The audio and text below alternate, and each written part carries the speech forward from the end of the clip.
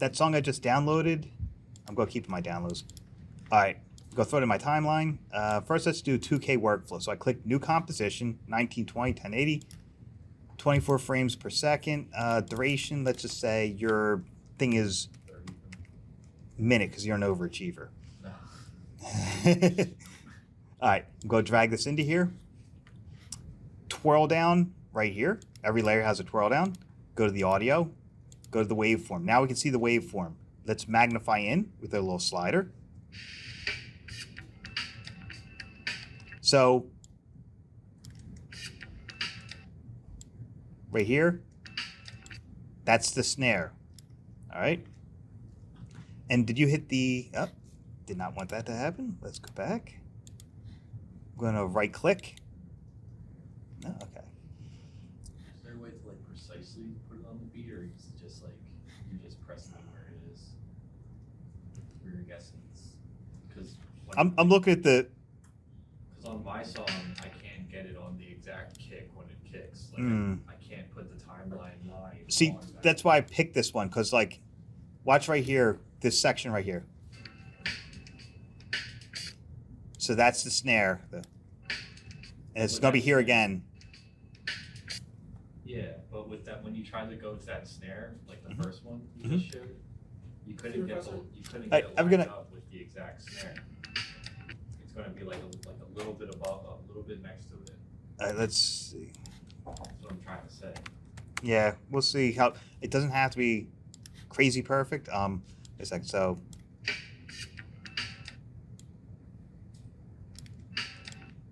There. All right, so this is where it's going to happen. So I'm using Alt and then the bracket next to the P, the square bracket, to trim the beginning. Remember, the shape of the bracket, that's the in point, that's the out point. So look at the shape of the brackets. You know, make sense? So you want this up long enough to read? That's the next one. So what I'm going to do is I'm going to split this. Control-Shift-D or Edit, Split Layer. And then I'll make this one say,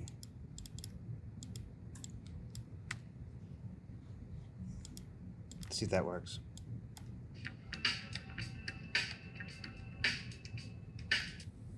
It's pretty on. Yeah.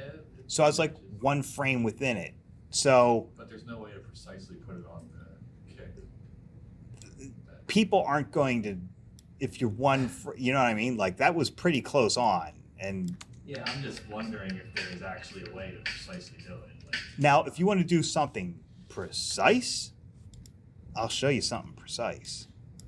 This won't help you that much, but, all right, so you see, here's our wave, right? I'm going to select this, right-click, Keyframe Assistant. So I selected the audio, convert audio to keyframes. Now I've got this adjustment layer with all these keyframes in it. So I could tie effects to this beat. So if I wanted the text to scale and grow a little bit, I could do that. So I could say S for scale, and I could pick whip this. Let me hit U. You're going to want both channels. So let's see if that's the way it works in 2023. So I'm going to pick whip from my scale to the word slider of both channels. And that's perfectly following the music. Now, if I need to, have a good night, if I need this to be larger, I select all of them, and I can adjust this with all of them selected. That slider. Now to take a look at. Now it's bigger, and we can see it. Make sense? Yeah. Now let's see what would happen with T for transparency, just for the fun of it. Pick whip to that same slider.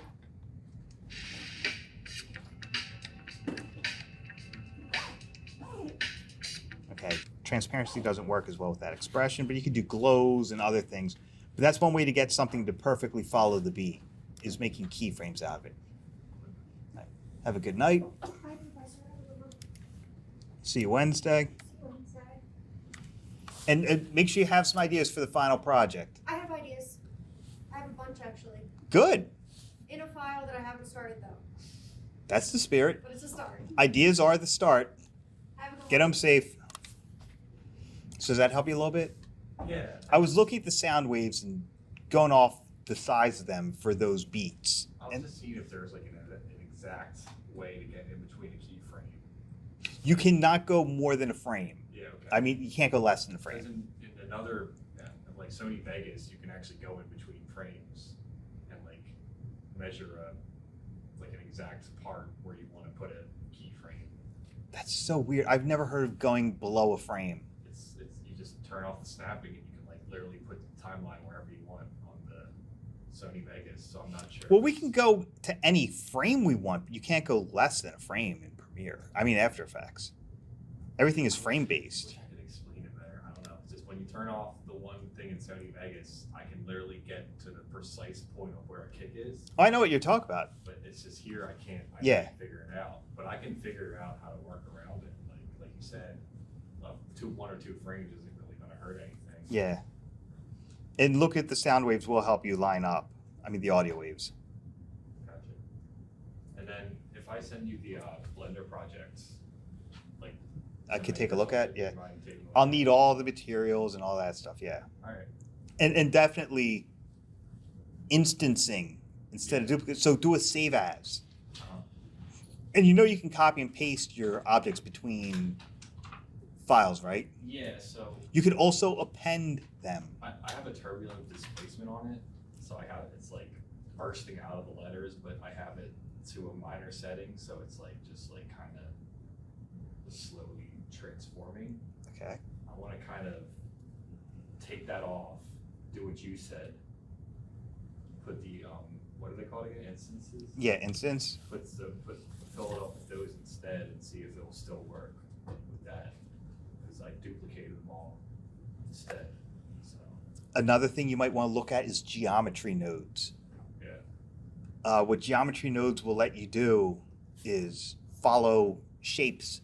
So it's like a particle system, but if you've got a hill going up, it follows the hill up. Okay. And it instances items. Yeah, so that's what I have with the letters. Mhm. I have a word that says rebel. I'll just show you, and then the words have a container. It's like a container Mhm. where they bouncing off the walls of the word. So it's physics. Yeah. That's pretty advanced. Yeah. Collision physics. I've been doing Blender for like 6 months, I guess. So I'm kind of. Well, hopefully you're learning something new. That's already. There you go. Andrew Price. Well, hopefully you learned something new this term. No, this is helping. Yeah.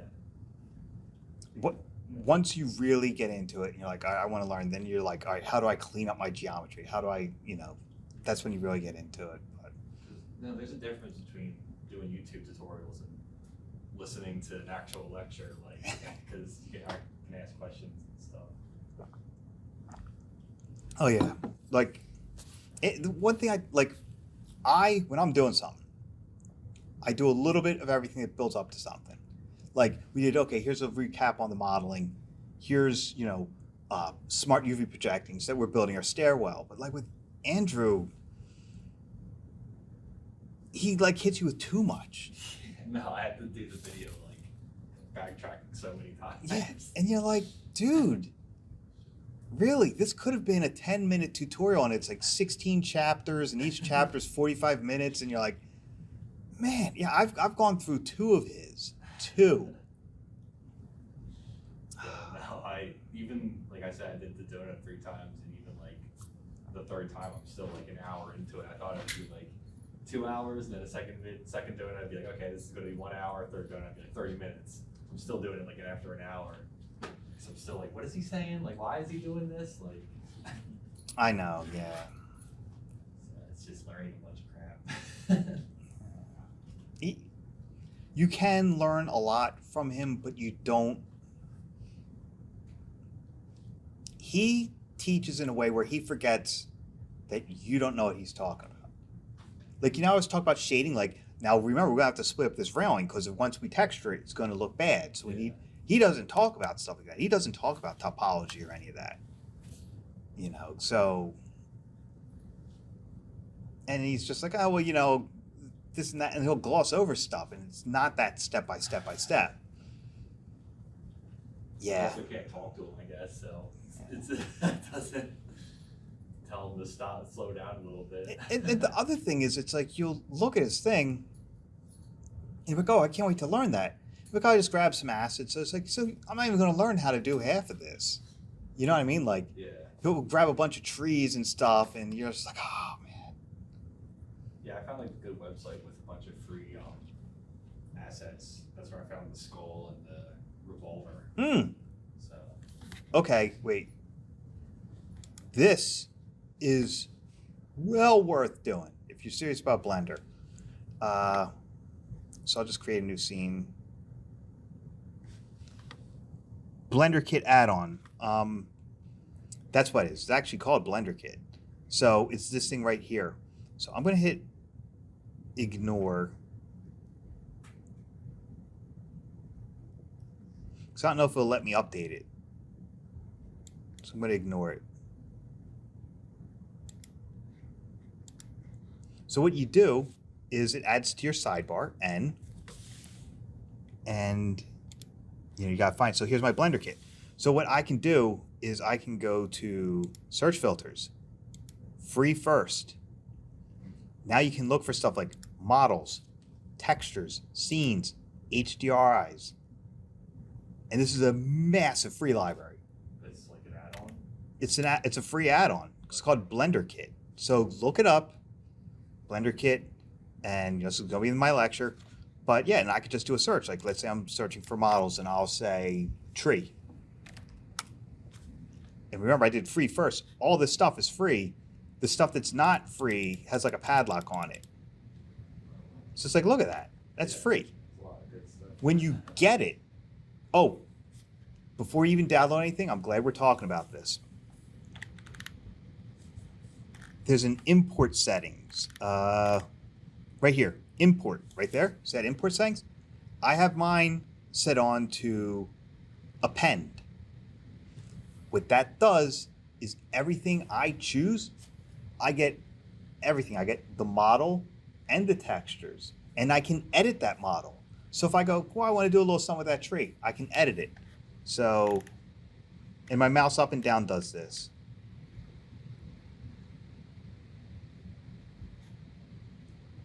Let's say I want this. So I click on it. That happens. And I'm going to have a fully editable file to work off of. So that's the BlenderKit add-on. All one word, BlenderKit. I'm going to delete this cube. X delete. I'm going to hit N to hide this. Close that. Select it. Tab into edit mode.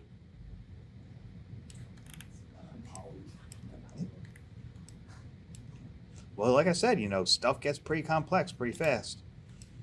And I could say, I want to grow this out. Let's try Alt. So that's what that one loop is. Alt and Shift. No, I don't want that one. Nope, not that one. See what I mean? Like, but I could, if I wanted to take the time, I could edit this. First, I found it. You found the link? Yeah, I was going to do some editing and then probably show you what I did on Wednesday. Okay. Do you want a recap of the workflow for green screen removal? Yeah. Okay, so I'm going to quit out of, so you saw the BlenderKit, best add-on. So it's BlenderKit? That's what Yeah, it's called? BlenderKit. Yeah, so I'm going to hit N to put my sidebar. Right here, blend. BlenderKit. Okay. You got to create a free login, and then you just search whatever you want. You could put your own stuff there if you want to be generous. Awesome. So yeah, like I said, it's so helpful and free first. There's so much free stuff there. Yeah. Cool. Yeah, like you had a bullet, right, in your thing? Yeah. Suppose you didn't like the way your model came out. Or There is cool. let's find out. First, I'm going to delete this from my scene. So there's the bullet. And you said skulls because you're morbid. No, it's like a Western. Uh-huh. No, I know. And, free first. So there's that. Oh, Yeah. I could do that one. That looks nice. Yep. Look at that. Wow, that's gorgeous. Yeah. all that stuff's free. See, padlock, that's what you got to pay for. So Okay. that's pay, but like all this up until there is free. Cool. And you know, you use the goblin character, you get bonus points. I might throw him in there, actually, sneak the goblin in there. Even though it's the Wild West, the pirate worm. You know. You gotta sift through a lot of stuff, but there's some cool stuff where you're like, oh, you know what? I like that texture. You could just lift the texture and take a look at it and see if it's images or if they use procedures. Like that's just gorgeous. Yeah. All right. Well, that answers that. Yeah, thank you. I'll send you I'll try to compose it all together tonight and send it to you. All right. Thanks again. No problem. Have a great night. So you could double click to import, or you could go File, Import File, or you could just click and drag from your Finder. I'll click and drag from my Finder. I'm going to drag that to my new composition.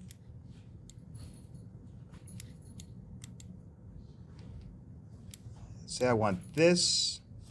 You want me to put it like in the folder, right? Yeah, put all your art and ideas in the folder, yeah. And if there's anything that inspired you. Yeah. Send it to you. Mhm. Alright. See ya. All right, catch you later. Have a good night. Okay, so there's your footage, right? You good, Deshaun?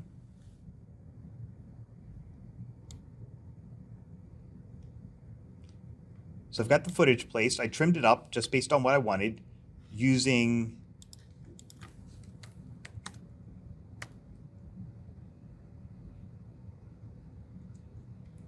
the square brackets. This one changes the in point. Look at the shape of the layer. And this one right here changes the out point, the shape of that layer. So that's the alt and the square brackets, beginning and end. So I trimmed that up. So first thing you need is Keylight. So I typed in key in my search bar. There's Keylight. Throw it onto the video clip. And we're going to want to take out the green. I use the eyedropper to click. Now my view, I'm going to change it from final result to screen matte. And we're going to want to try and go pure black and pure white. And I can do that by adjusting my screen matte. And I can change the clip white and the clip black.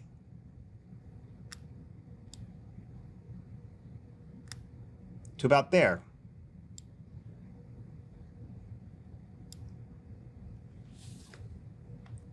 When I'm happy with my matte, there's a little bit there, but you know, that's fine. I change it back from screen matte to final result. And what I'm going to do next, let's jump up my resolution to full. I should have been in full from the get-go. Full resolution will help me see it better. So I went back. Let me try this.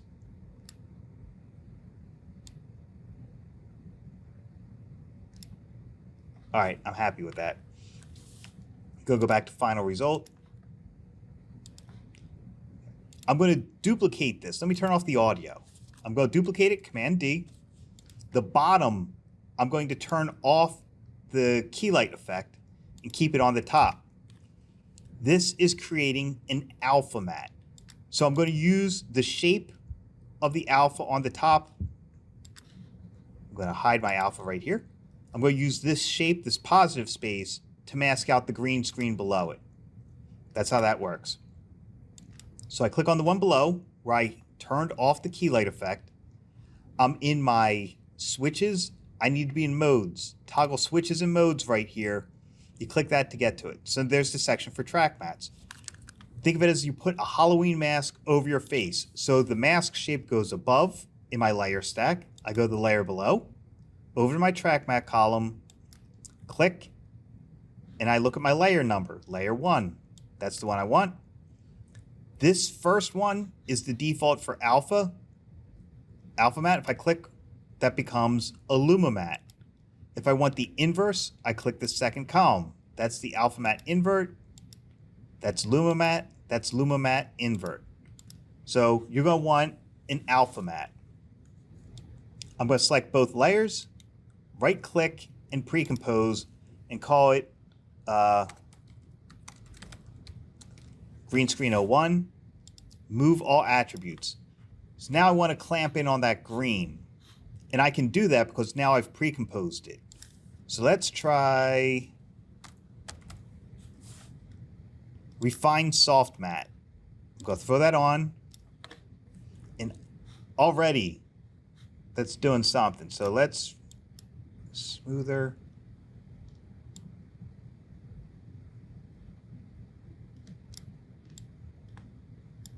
Let me try this. Instead of soft matte, let's try matte choker.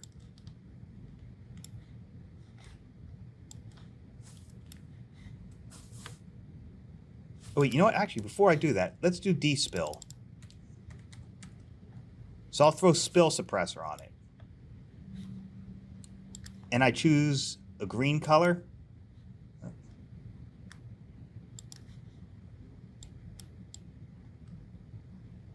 And the closer you get to the green, the better it's going to work.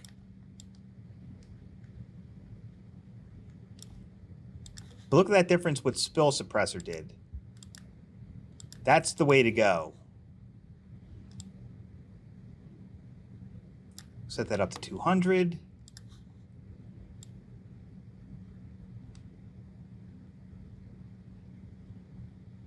I'll stick with right around there. All right, I'm happy with that. You good, Deshaun? So we used our Keylight, duplicated it. The bottom, we turned off the Keylight effect. Used the top as a track matte for the layer below it, and there's our track matte right there. Then on that pre-comp, we put the spill suppressor. I'm going to find an effect.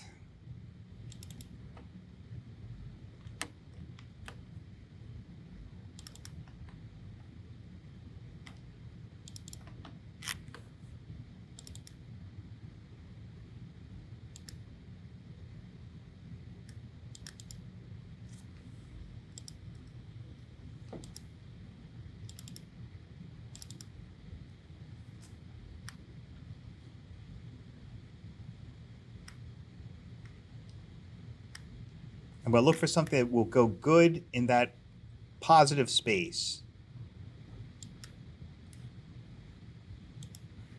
So I'll try this. I'll put it below that image. I'll do the same thing. I'll use the top as an alpha matte. So I'm going to go over to my alpha matte. Remember, if you don't see your mattes, switches and modes, toggle switches and modes. Layer above will be used as an alpha matte. And there you've got the video below.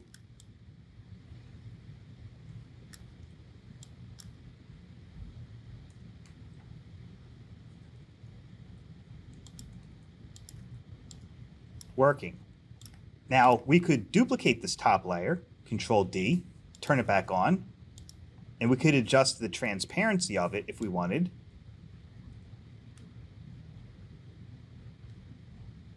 And add some of that back into it if we wanted. That's one way of getting that look. See, like that. So I'm going to crank that back up, and I'm going to pre-compose these bottom two. I'll call this VFX. Move all attributes into new composition. And the top one, I'm going to try as an alpha matte. I'm going to try it as a Luma matte. And that's the effect we're getting. Let's do a Luma invert.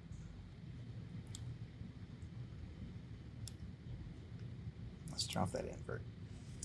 And let's duplicate this top one more time. Keep that Luma matte, but this time lower the transparency. Now we're getting something interesting. And let's put another video behind it. Let's do the...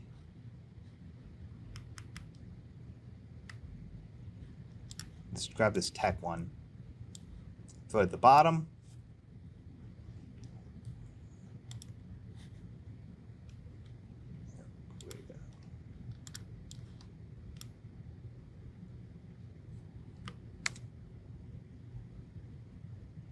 See the difference now? We could say maybe that's a little too intense.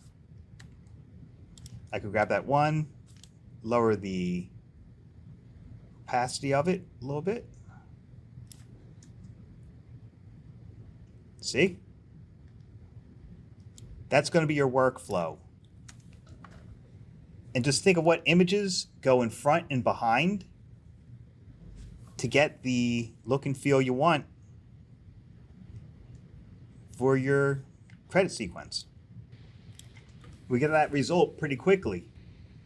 Hope that recap helps you. Go through all the footage I put online for you, and let me know if you have any more questions.